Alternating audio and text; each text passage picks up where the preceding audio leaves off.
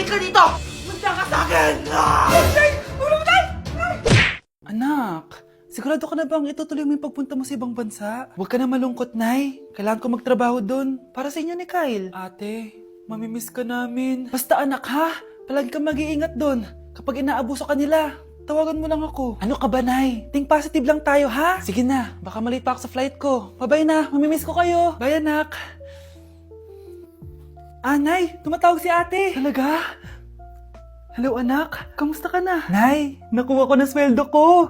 Nagpadala pala ako sa inyo, ha? Kumain kayo sa labas. Salamat sa binigay mo, anak, ha? Okay ka lang ba? Kapag may problema ka, tumawag ka lang, ha? Opo, Nay. Mababait yung mga amo ko. Huwag kang mag-alala. Nay, may pinadala si ate, oh. Nakamaleta pa. Surprise, Nay! Mga damit at sapatos yan para sa inyo. Siyempre, may chocolate din. Naku, anak, nag-abala ka pa. Pero salamat, ha? Sana inipon mo na lang yung pinanggas mo dito. Okay lang, Nay. Tinaasan nga nila yung sweldo ko kasi magaling daw ako maglinis ng bahay. Sige, anak. Galingan mo palalo, ha? Wow, ang daming laman! Bakit di sumasagot si Scarlett? Baka busy.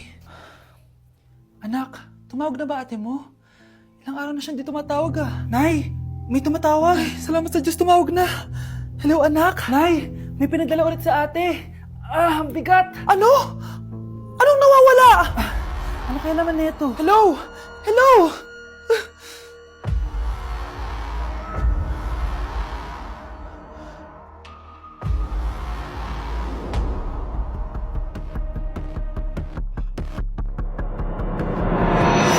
Trigger warning, kung takot kayo sa tahi, huwag niyong papanoorin to. So may nag-comment, bago ko sagutin yan, gusto ko lang sabihin na Happy New Year everyone! Tapos na yung 2024. So, answering the question, ano po yung nasa labi niyo? Tinahi po yung labi ko. Ang ginawa pong surgery sa akin is lip reduction surgery. So, pang 5 araw na to guys, and as you can see, hindi ko na ilalapit kasi baka matakot talaga kayo. Bakit ako nagpa-lip reduction surgery? First of all, siguro lahat naman tayo may insecurity. And kung di nyo napapansin, malaki talaga naturally yung labi ko. Mas malaki yung sa taas compare sa baba. So, hindi siya proportion. Actually, dapat hindi ko na siya itutuloy. Pero may isang bagay kung bakit ko siya tinuloy. And yung number 2 reason ko is palagi ko siyang nakakagat whenever na kumakain ako. So, dahil nga malaki yung labi ko, marami laman sa loob.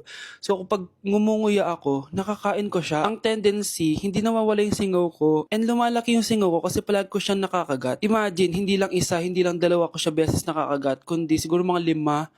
Ganun kalala. So, dugong-dugo talaga. Kaya tinuloy ko na rin siya para finally mabawasan na yung laman niya sa loob at sana hindi ko na siya makagat in the future. Pero syempre, para mas maging confident na rin ako sa mga pictures. Kung nagtataka kayo kung bakit after Pasko or December 26 ako nagpa-surgery, is yun yung earliest na appointment na pwede yung doctor ko. And yun na yung ginrab ko since kailangan kong gumaling before ako bumalik sa school. Kasi di naman ako pwedeng bumalik sa school na nang ganito yung sitwasyon ng bibig ko. Paano ako magre-report, diba? Ito na ata yung sinasabi nilang New Year, New Me.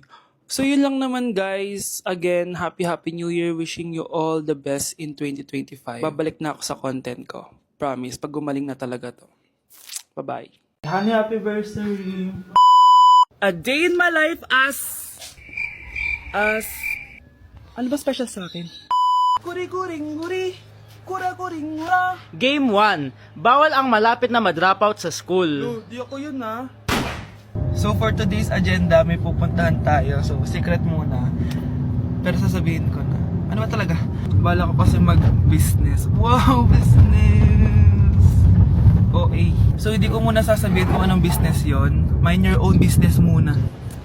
So guys, dahil anniversary na namin ni Honey Bunch bukas, bibilang ko siya ng flower and cake. So nandito na tayo sa flower shop ngayon. Ayan na guys, so nakabili na tayo. So, pinili ko pink roses. And ganito yung design niya. 12 pieces to guys kasi in each month, mahal ko siya. So, 12 months. Guess nyo ba? Wala. Happy anniversary, Honey Bunch. I love you so much. Sana magkaanak na tayo. So, bibili ako ng cake para kay Honey Bunch. 2 cake yung binili ko. Tapos, ito yung papadedicate ko. Ate, pwede ba to? Guys, yung mukha ni ate parang... Gusto niya sabihin sa akin na, Sana sinend mo na lang yan sa messenger. Seryoso ako. Gusto ko talagang pa-dedicate yan sa cake. Sa mga nagtatanong kung kapatid ko ba to, hindi ko po yan kapatid. O sige na, mag-promote ka na. Shoutout po sa O, akin. diba? May bayad yung promotion dito. Kala mo libre lang yon. Sige na, ipapromote na kita. Ilalagay ko na lang sa bicep mo yung TikTok mo. Ayan. So guys, nandito na tayo sa labas ng bahay. Bigay na natin to kay Honey. Happy anniversary! May cake ka. Honey, happy anniversary! So, anong wish mo para sa ating dalawa? So, yun lang naman. Sige na. Death certificate? Hindi naman patay si tatay ah. Anak, alam kong nasa kwarto ka ng tatay mo. Si nanay. Anak! Nay, tawag niyo po ba ako? Wala. Kala ko nasa loob ka eh. Sige nay, gagawin ko na po ng pagkain si tatay. Kailangan ko malaman ng totoo. Sorry nay, kailangan kong gawin ito sa'yo. Nay, ito na po pala yung pagkain ni tatay. Ginawan din po pala kita. Buti naman naisip mo pa ako. Thank you anak ha. Welcome nay. Mahal, kain na tayo. Gumana yung plano ko. Kailangan ko na humingi ng tulong. Ang galing mo din, Scarlett, no? Pero mas magaling ako. Nay, hindi ka nahimatay. Anong akala mo sa akin? Tanga? Inamoy ko yung pagkain na binigay mo sa akin. At kaamoy niya yung lason na nilalagay ko sa pagkain ng tatay mo. Ang sama mo, Nay. Well, kailangan ko ang pera ng tatay mo. Inasawa ko lang naman yan kasi mayaman siya. Ipapakulong kita sa ginawa mo kay tatay. Sa tingin mo maniniwala sa'yo ang mga pulis? May CCTV tayo sa bahay. Kitang-kita dyan na ikaw ang gumagawa ng pagkain ng tatay mo. Kanina pa nasa kulang mga pulis. At naririnig nila lahat ng sinasabi mo. Mga pulis? Nasaan na siya? Nakakatakot! Matalino ako, Scarlett. Alam kong gagawin mo yan. Binayaran ko ang mga pulis para din nila kulihin. Pera-pera lang. Walang iya ka talaga, Nay. Sumama ka na sa akin. Itali nyo na yan. At siguraduhin yung hindi makakatakas yan. Ano? Itatali? Hindi! Shh, Scarlett. Tatakas kita, ha? Alam ko lahat ng baho ng nanay mo. Tita, Scarlett, may kausap ka ba? nandiyan na si nanay. Bilisan mo. Paparating na siya. Bibilisan ko na.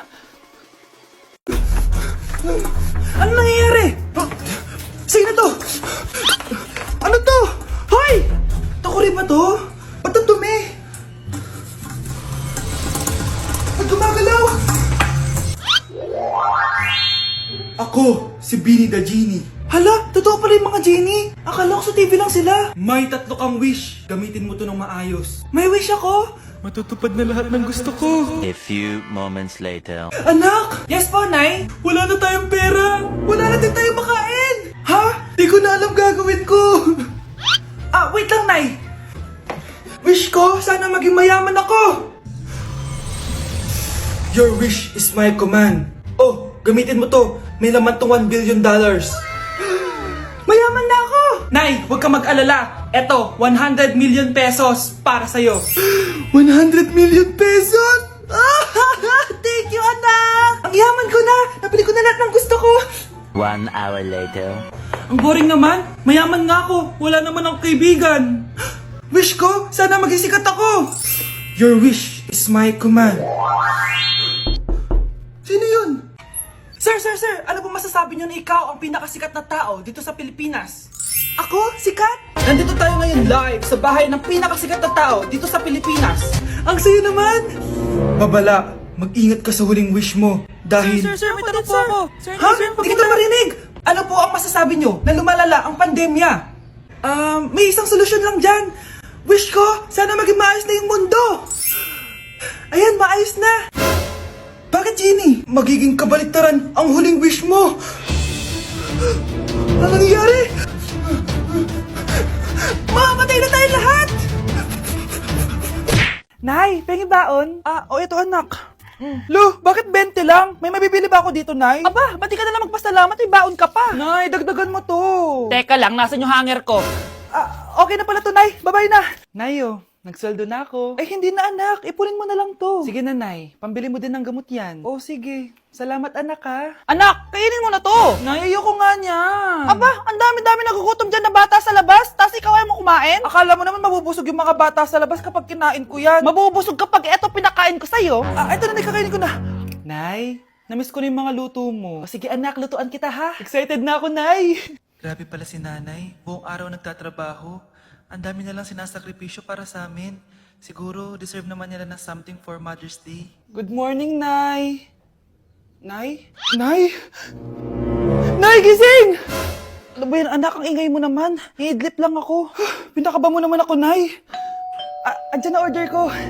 Ano namang in-order nun? Happy Mother's Day, Nay. Ang dami naman yan, anak. Eto naman, gumastos ka pa. Okay lang ako. Nay, ano ka ba? May 2 promo ang Mang Inasal ngayon. Nakatipid nga ako ng 106 pesos dito sa Mang Inasal Family Fiesta with extra creamy halo-halo na 8 ounce with drinks na yan, Nay. Available via takeout and delivery. At di lang yan, Nay. Meron pang Treat Kay Mami promo kung saan may free scoop of ice cream ka kapag nag-order ka ng regular extra creamy halo-halo via dine-in, takeout, or delivery. Talaga ba, anak? Oo, Nay. Available tong Mother's Day Fiesta Treat at itong Treat Kay Mami promo from May 10 to 12. Kaya perfect na pagsaluhan ngayong Mother's Day. Aww, thank you, anak. Deserve mo to, Nay, kasi ikaw ang the best mother in the world. Hashtag, Moms Deserve Mang Inasal. Kain na nga tayo bago pa ako umiyak. Grabe ang creamy nitong halo-halo, Nay. Sarap ng manok, anak. Parang ang sarap niyan, Marsa. Meron ba ako niyan? Nanay din ako. Ayan, diyan ka magaling eh. O ito, barbecue. Nay, bakit po? Mga sinungaling kayo? Paano niyo nagawa sa akin to, ha? Nay, anong sinasabi mo? Hindi namin maintindihan. Ikaw, Scarlett. Sabi mo doktor ka, di ba? Bakit katulong ang trabaho mo sa New York, ha? Nay. Ikaw, Brianna. Teacher ka, di ba? Bakit nakita ka nilang nasa bar at sumasayaw-sayaw ka pa? Ikaw, Michael. Akala ko may engineer na ako. Ngayon pala, nangi-scam ka lang ng tao! Bakit nyo tinago sa akin to, ha? Nay, hindi kasi ako nakapasa bilang nurse sa New York. Sabi nila, mas magaling kasi talaga si Brianna compare sa akin. Kaya rumakit muna ako bilang katulong para makapag-aral ulit. Oo, Nay! Sumasayaw ako sa bar. Pero di ko binibenta ang katawan ko. Kinilangan ko lang yung pera para makagraduate na ako bilang teacher. Ayoko na kasi manghingi sa'yo eh. Ang baba kasi ng sweldo ng engineer, Nay. Kaya humanap ako ng paraan para kumita ng pera. Alam ko mali ang pagiging scammer pero yun ang bumuhay sa akin, Nay. Mga anak! Sana